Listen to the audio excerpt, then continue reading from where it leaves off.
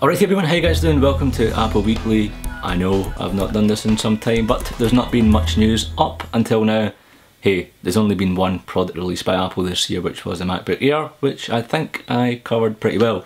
But as the fall appears, and we know Apple has a ton of stuff planned for the fall and next year, some meaty stuff is happening. So the first thing which happened about a week ago was Apple's third quarterly results, which iPads were down, Macs were down, iPods were down, iPhones were up. And again, that's mainly because they haven't released anything this year. iPad 3 was introduced previously last year, just before the quarterly results, so that's why the iPad done better last year. But since we've not had any new iPad this year, that's probably the hit for that as well. Same goes with the Macs as well. It wasn't much of, but then again, we've only had one MacBook Air release this year.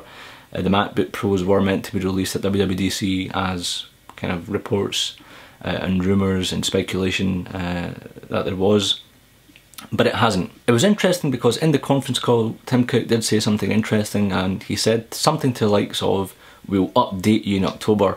And many people thought that's it, everything is going to be released in October. That is most probably not the case, because all this stuff on your screen is due for an upgrade, and they are not going to do every single one of these updates come just in October. It's more likely to be spread out. I think Apple learnt their lesson last year when they introduced the new iPad 4, the iPad mini, the iMacs, Mac minis, and we all know what happened with the iMacs. The supply chain and the whole logistics wasn't eased until this year, and even Tim Cook said it was a bad move releasing it all together.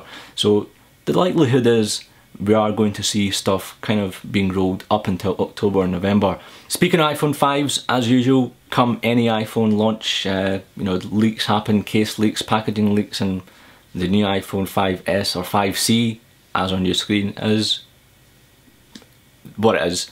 It's pretty much a bin full of wasted packaging. Are they defective? Are these fake retail packaging? But why would someone do that?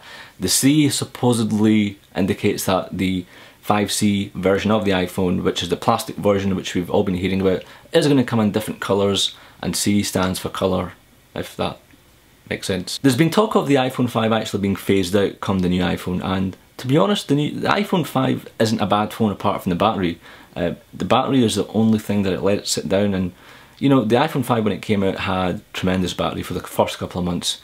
It was only after a couple of software updates, maybe it's just a conspiracy theory that I keep thinking about, but I think it's after a few software updates. Is it intentionally degrading the battery life so you go out and buy a new one? Hey, we'll never find out, but it'd be pretty cool for an iPhone to come out with 30 days battery life as the MacBook Air.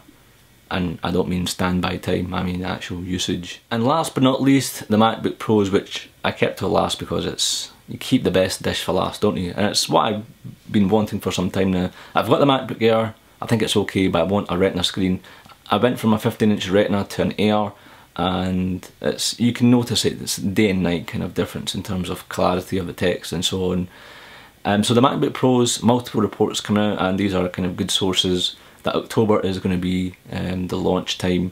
We've seen a few benchmarks a few weeks ago from Geekbench where supposedly this was the MacBook Pro, and yes, it was meant to be updated at WWDC, but October looks like the actual time when it is going to come out, with Haswell, with Thunderbolt 2 perhaps, better price point.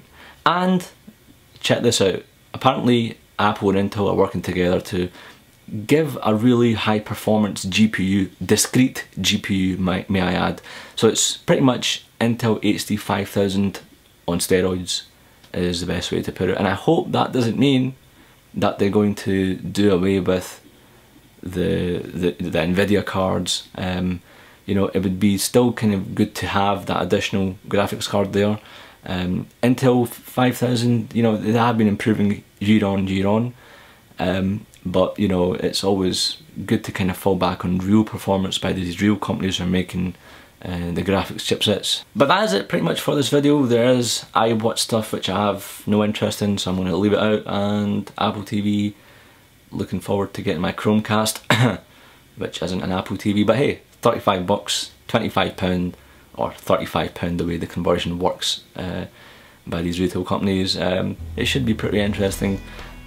You can't give it a miss. So I'll put a review up once I get it. But that's it for this video. What are you looking forward to? What have you got money waiting for to spend it on? I've got MacBook Pro Retina and the new iPhone most probably.